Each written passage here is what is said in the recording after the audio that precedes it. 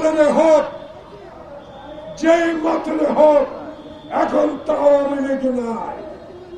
তাহলে কারা, কার ইঙ্গিতে, কিসের আলামত এখনো 80 টাকা চাল কিনতে হয়? 91 সালের মতো একটি নির্বাচন করতে এত সংস্কারের দরকার নাই।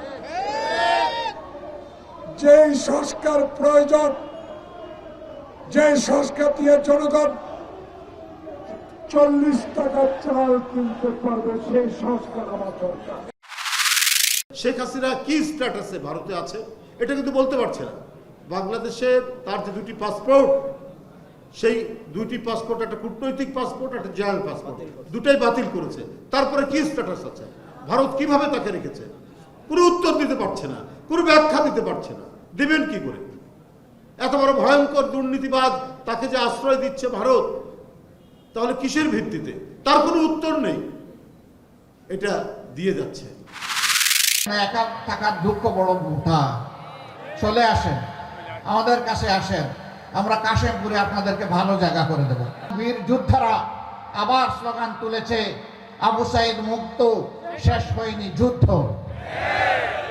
আমরা তাদের কণ্ঠে কণ্ঠ মিলিয়ে বলবো, ঠিকই তোমরা বলেছো, আবু সাইদ মুক্ত, শেষ হয়নি যুদ্ধ। একটা মানবিক বাংলাদেশ, দুর্নীতিমুক্ত বাংলাদেশ, দুঃশাসন মুক্ত বাংলাদেশ কায়েম না হওয়া পর্যন্ত আমরা থামব না। ঝড় বৃষ্টিতে বাদলে যাতে সিকিউরড প্ল্যাটফর্ম থাকে, লঞ্চ ভিড়তে থাকে, মানুষ প্রপারলি নামতে পারে, উঠতে পারে, এই সব কারণে এখানে ওয়ার্ল্ড ব্যাংকের অর্থায়ন, আমি আবার বলছি, ওয়ার্ল্ড ব্যাংকের অর্থায়নে বেশ কয়েকটি ঘাট এই ভোলা ডিস্ট্রিক্টে